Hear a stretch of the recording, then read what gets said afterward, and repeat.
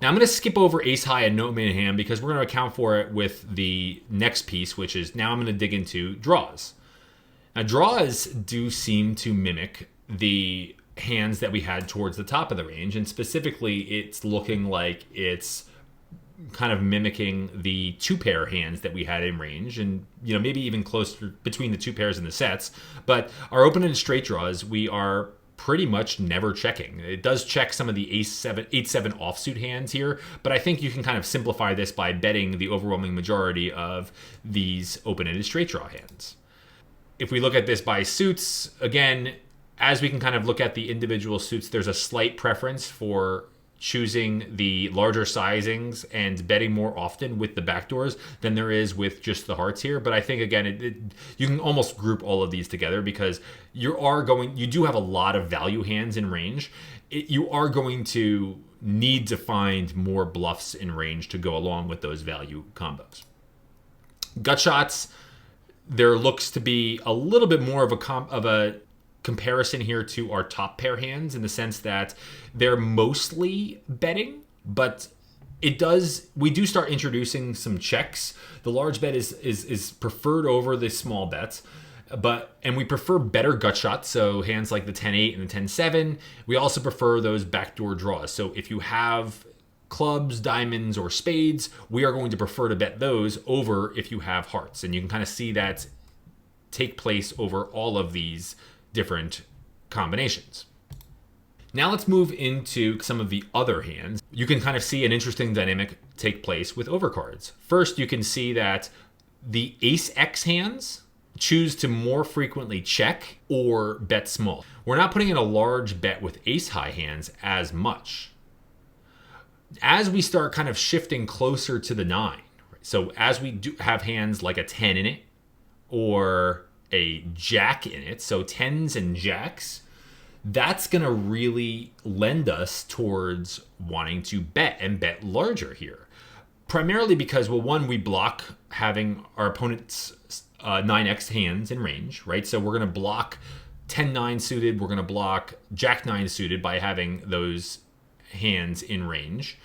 So that's going to be a good factor for us wanting to be putting a bet in here. But two, these hands can also turn really, really, really well. They can turn overcards, they can turn open-ended straight draws or gut shots if we have additional equity to go along with things, right? So if we have the backdoor draws, that's going to even lend ourselves to betting even more frequent. All of the things that I'm talking about here, I'm writing notes on, and I'll show you my notes in a second here, but all of these points here that I'm making notes as I talk through this. And that's kind of what I had done. I'd done this prior to the video, but as I work through this, I'm going through group by group and I'm taking notes. So you can kind of see, I start with a macro level, and then I work through sets and two pairs and over pairs and 9x and weaker pairs. I work through my open-ended straight draws and gut shots, and then just kind of this other category, which is really everything else. So the last pieces that I really wanted to look at here were just kind of this no-made hand, and you can kind of see a mix between the no-made hand. We've already looked at this overcards, and we haven't looked at ace-highs, but ace-highs, some of the weaker ace-highs in range, they're checking often unless we start having some of these backdoors, right? And you can kind of see the backdoors that are choosing to bet a little bit, or some of these weaker ace-x hands that are choosing to bet, presumably because maybe these weaker ace-x hands can target out the better ace-x hands to fold. For no-made hands, you can kind of see that the solver is choosing to check a lot of the hands with hearts or give up with a lot of the hands with hearts. But if it has backdoors, right? So I'll even just kind of hover over the Jack-5 suited as an example. The Jack-5 suited plays nicely here as a large bet if we have backdoors. But once we have the hearts, now we're choosing to check a little bit more, or the solver is choosing to check a little bit more in this portion of the range. The last thing I want to do when I'm kind of looking at this solve is to look at, well, what does this large bet and what does this small bet force my opponent to do? Because that's a big component here when we're trying to construct a single bet strategy. Well, what does this small bet force my opponent to do? What does the large bet force my opponent to do? It's partially about helping make it more easy for us to execute. The other thing that we can do that's really important is understand, are we making life more difficult or easier for our opponents? So if one of these is going to elicit a response that our opponent is not going to lead our opponent to a lot of mistakes, well, that's an option I may not want to take, right? I want to tend to either make my life simpler or make my opponent's life harder. So let's take a look at the large bet size first. The large bet size is going to force my opponent to call with all of their pairs. So except for these weak pairs. So this is kind of where this cutoff lies, right? So if we can kind of look through at a large bet size, our opponent still does have a raising range. So they're supposed to raise about 9% of the time. And then they're supposed to call everything middle pair and above, and really everything 4x and above. So they start folding pocket threes and pocket deuces. At the ace high level, they're supposed to call, for the most part, ace jack and better. And that's when they start folding is below that, ace 10 and really below. And they're supposed to call here king queen and king jack king 10 with backdoors, and queen jack queen 10 jack 10 with backdoors, whereas they're supposed to fold the rest. So this is kind of how our opponent is supposed to respond to a large bet. At a small bet perspective, it forces our opponent to now call with all of their pairs. It forces our opponent now to start calling with down to ace 10 and below, and then really all of our ace x backdoors. And it forces our opponent to call with all of our king queen off, all of their king jack off, all of their jack queen off. And they're starting to fold here around this king 10 off, queen 10 off, jack 10 off range. So they're also supposed to start calling with hands like king 7 with a backdoor, queen 7 with a backdoor, jack 7 with a backdoor, right? So there's a lot of hands in range that our opponent is forced to call with. They're also forced to raise at a larger sizing here too. So this is just a factor that we may want to think through here as we're building out our tests to determine, well, what are we eliciting in terms of a response for our opponent? Are we making life easier for our opponent by betting one size or the other?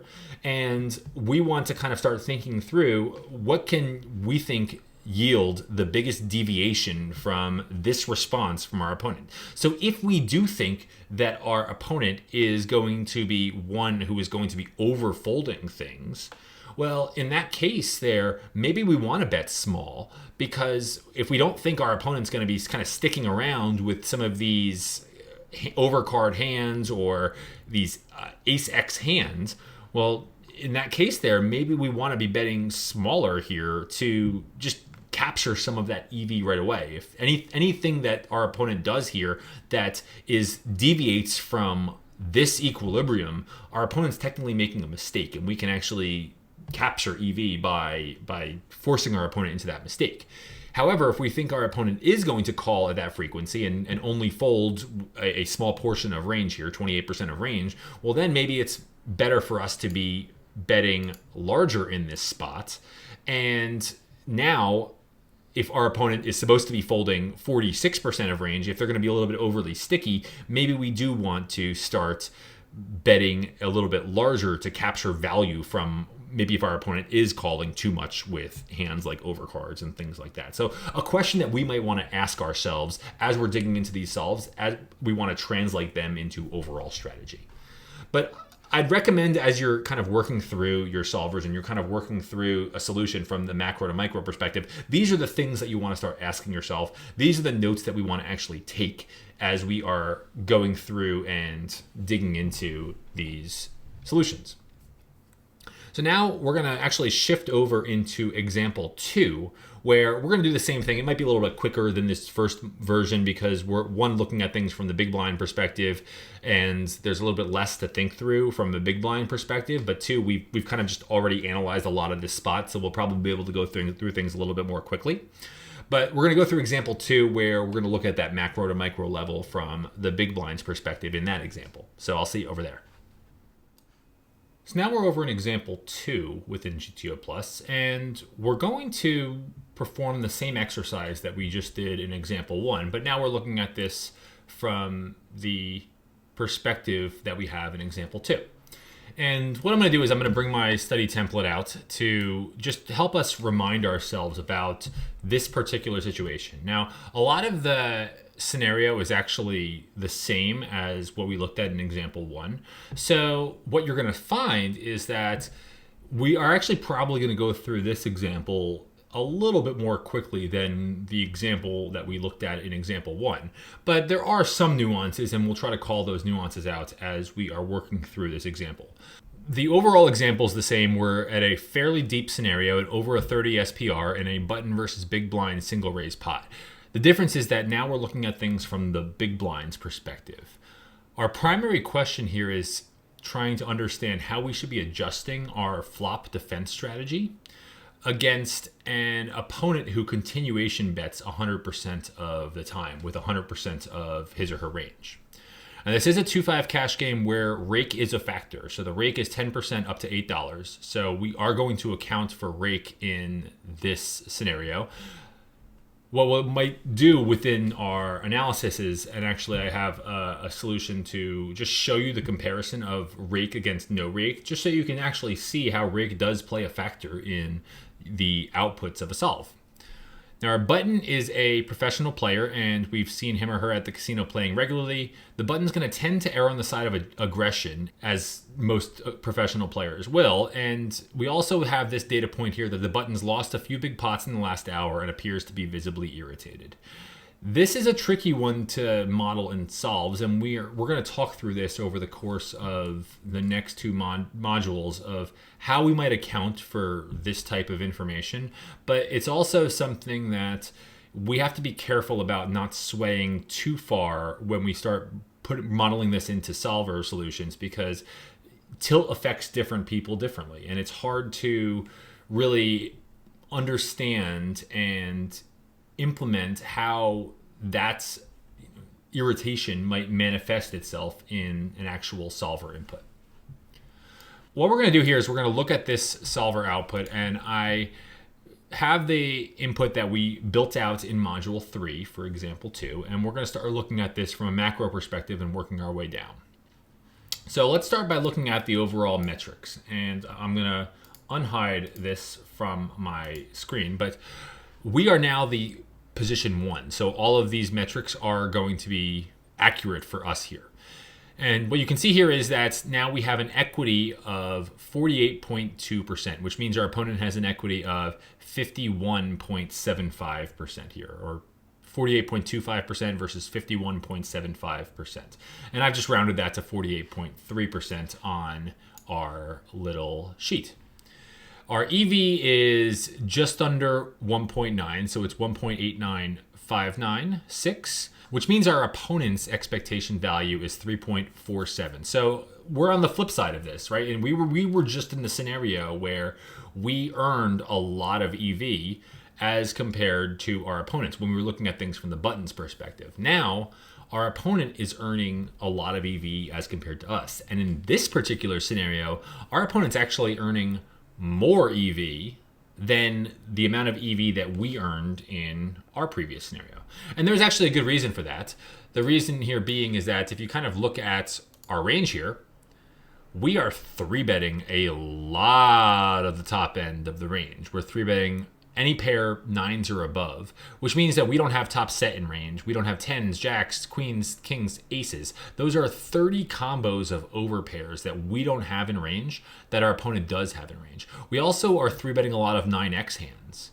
So we're going to be devoid of a lot of the better hands in range than our previous opponent in example 1 had in range. In example 1, we had an opponent who didn't 3-bet as much as he or she should have, meaning that that opponent in example 1, from the big blind's perspective, retained 9s, retained a lot of the 9x hands in range, and even had some 10s and jacks in range. So understanding that our range that we get to this street with is going to affect the dynamics of this particular gameplay. And the fact that we are a thinking player, we are an aggressive player who will be 3-betting with a decent range pre-flop, that means that when we do choose to call and we have one of these kind of weaker capped hands in our range, we're going to be coming to the flop with a different range than our opponent in the first example, than the big blind in the first example would have come to with his or her range. So just with that understood, we're going to have a very low EV as compared to our opponent. And we can kind of see it manifest within the stats. Our EV percentage here is 30%. So we actually are earning only 30% of the pots as compared to the previous example, which means that we're only realizing 61% of our equity. Now, some of this, as we'll see, is due to the fact that we're also having rake taken out of the pot. So this 6.4, what you actually see here is when we hover over our opponents here. So our EV is 1.9 about. Our opponent's EV is close to 3.5. Let's just round up and say our opponent's EV is 3.5 and we're 1.9. So when I add up our EV, which is 1.9, and our opponent's EV, which is about 3.5, we get a total of about 5.4. But the pot here is 6.5. It actually should be 6.4, but I accidentally ran this for a 6.5 starting pot instead of a 6.4 starting pot. It's such a small, negligible effect that we're going to continue rolling with this, but just note that I did make a little bit of a mistake here on the entry of this pot and made it 6.5 as opposed to 6.4. But looking here at the stats here, we have, when we combine these two totals, it's based off of what we expect to be a pot of 5.4, but really actually 1.1 of those blinds are being taken out of this pot. And that is the factor of rake. Both our EV and our opponent's EV do not add up to the overall pot size. Now we have to account for the fact that rake takes an additional portion of the pot size out as well, which is going to make us under-realize our equity even more. So let's take a look at this output just to kind of get a sense for what this output looks like. Now we are checking virtually 100% of range, and this 0.02%, that's fairly marginal about the hands that we are actually betting here. And when we check, our opponent now bets with 82% of range. So, and there's really not a lot of rhyme or reason as to kind of which hands he or she is checking. They basically are betting anything sets, two pairs, over pairs. For the most part, betting almost all top pairs with, the gradient is kind of slightly there, but for the most part, they're betting almost all top pairs. Pocket pairs below the top pair, betting a majority of those, so 3/4 of those hands. Middle pairs, it looks like about 80-ish, more than 80% of our middle pairs are betting.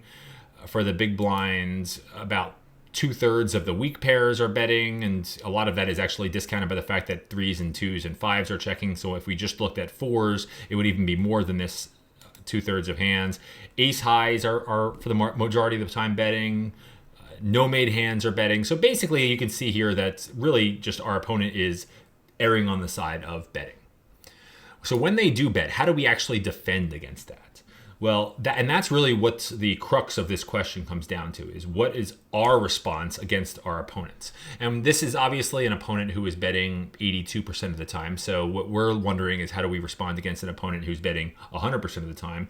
We'll answer that when we get into module 5 and we are looking at node locking. But for now, let's look at the equilibrium solution. And what we can see here is that we are actually raising at a pretty decent frequency. So our splits here are, we raise with 14% of hands, we call and defend with about 58% of hands, and then we fold with about 28% of hands. Our raising range, and we'll click over the raise so that we can see it. Our raising range is fairly polarized. We can see here that we're raising with hands like sets and two pair and top pair. And then not a lot, and then a lot of raising with no-made hands. And the no-made hands are hands like open-ended straight draws and gut shots and some overcards, and then hands with two-card backdoor flush draws. So we raise a somewhat polarized range, and I'll go back to the entire decision to see this. If we kind of start looking at things at a class level, we can see that really 2 pair and above are primarily raising here. So our sets, which we have 6 combos of which are for the most part raising, our 6s and 4s. And then our 2 pairs, which we have 4 combos, the 9-6 suited and the 6-4 suited, are primarily raising as well. When we look at top pair, the raising is typically here done by ace-9. And it's mostly ace-9 with the backdoors, right? So you can actually see here that ace-9 offsuit kind of somewhat mixing raising. 9-7 suited, a little bit of raising. 9-5 suited, a little bit of raising. But ace-9 suited, a lot of raising. And that raising is happening here with the spades and diamonds varieties. And the hearts are kind of a 50-50 coin flip here. So for the most part, the top pair is where we kind of cut off the raising range at the top end of our raising range. And it's really just top pair, top kicker with a little bit of extra equity. And that's in the backdoor flush draw. From the other side of the coin, looking at things from more of a draw perspective, our open-ended straight draws are primarily raising here. So 7-5 suited and 5-3 suited open-enders that we have, they are put into raising ranges. Our gut shots, again, similar phenomenon that what we saw in the last example, which is we are preferring to raise with the better gut shots here. So the 10-7 suited over the 8-5 suited, and we would also prefer to have backdoor equity in the form of a backdoor flush draw over the hearts. Same thing with the 8-5s. We're raising less, but when we do raise, we prefer to raise the backdoor flush draws versus just the 8-5 of hearts, which does not have the backdoor flush draws. Overcards are kind of somewhat being raised, but it's really not much here. There's not a lot of overcard raising that's happening right there. What is being raised more frequently are our 2-card backdoor flush draws. So again, having just a little bit of extra equity with this, particularly if we have a 7 in range or an 8 in range or a 5 in range.